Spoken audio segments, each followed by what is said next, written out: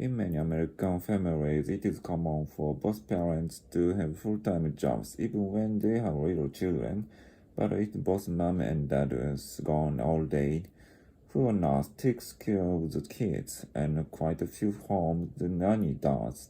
A long time ago, only rich people could afford to have a nanny. Nannies were usually middle-aged unmarried women who were strict with the children. They insisted on the children behaving themselves at all times. These days, however, many middle-class families have college students to work as nannies. Usually, these people who take care of children are young women, but some young men do this type of work too. Often nannies live with family, and the children grow up to love them very much. These live-in jobs appeal to college students because they don't have to spend money on rent or food. Sometimes foreign students take jobs as nannies, hoping such work will help them improve their English skills. There is one problem, though. Because they spend too much time playing and talking with little children, most of the English they learn is baby talk.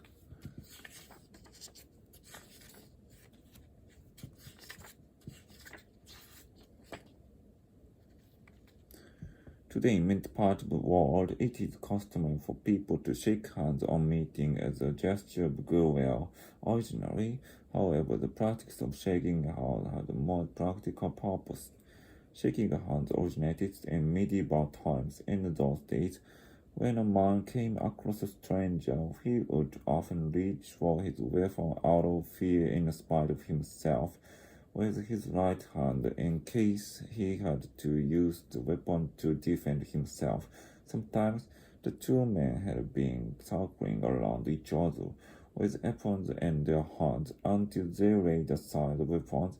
Then the two persons extended their right hand to show that had no weapons. It is not known when and why the handshake changed from a simple clasping of hands to include a shaking movement. This shaking movement of the clasped hand probably started as early as the 16th century.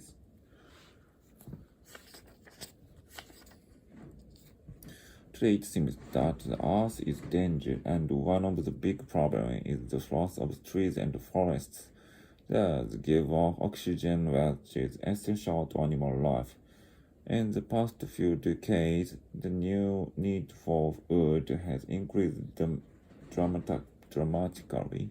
This means that more and more trees are being cut down, and if people do not take any measures to stop it, this process will speed up in the future. In addition to the need for wood, people are clearing forests of trees for agricultural land. In some areas, the land is farmed until no crops grow well. Then the farmers move on and cut down the trees in another area to make room for more crops. This is especially true of the rainforests of Brazil and other countries. They are in the processes of disappearing. It is said that an area about large as soccer field disappears every minute. At this rate, our forests are to disappear completely and never to grow again. The achievements of Benjamin Franklin are not so well known as his name, but America owes what she is to his achievements. Benjamin Franklin was born in Boston, but made his way to Philadelphia at the age of 16. On arriving there, he walked around and looked for lodgings and work. His industry brought him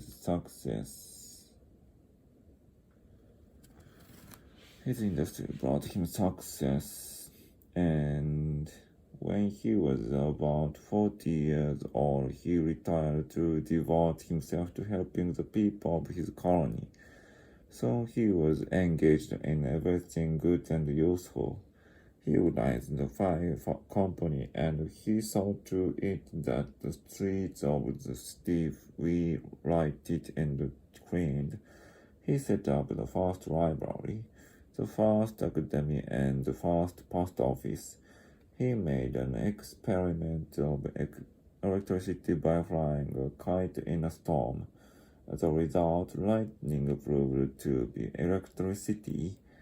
He printed many newspapers and he brought out the almanac each year.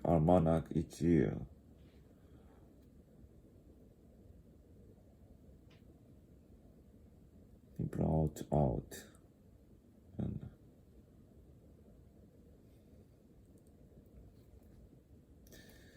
later Franklin went to London to represent American colonies. Though he lived in England a long time, he was the last person to lose the American simplicity or the American point of view. When he felt that the time had come for America to break away from England and set up for herself, he took the lead in working for independence.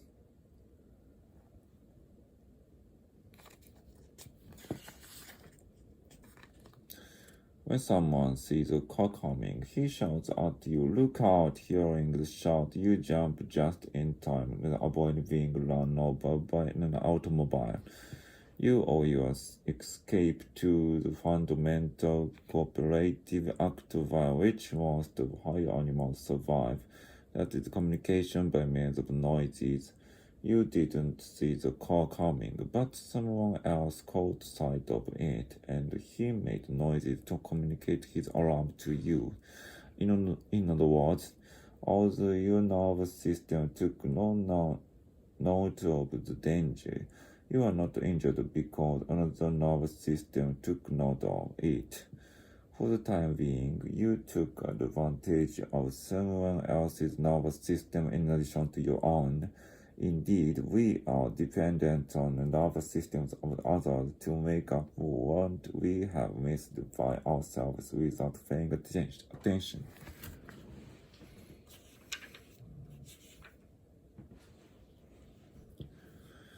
Being an air stewardess is so attractive that many girls apply for the job and they work hard so that they may be a good stewardess.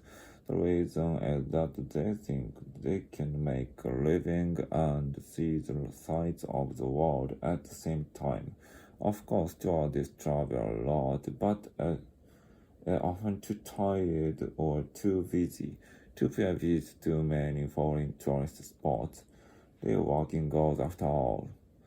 But it is also true that they must be equal to a job requiring professional abilities.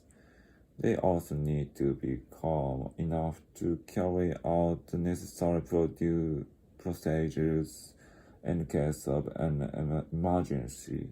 A passenger's life may depend on them just as well as on the pilots, so you should not think little of their job.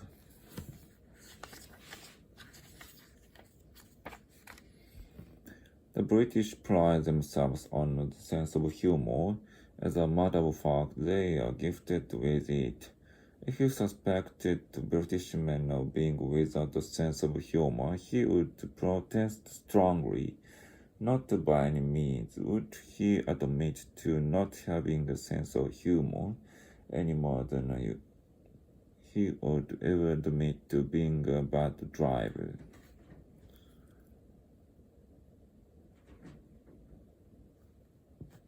Used as it is, and computer is nothing more than a machine that faithfully follows our instructions. It's a big mistake.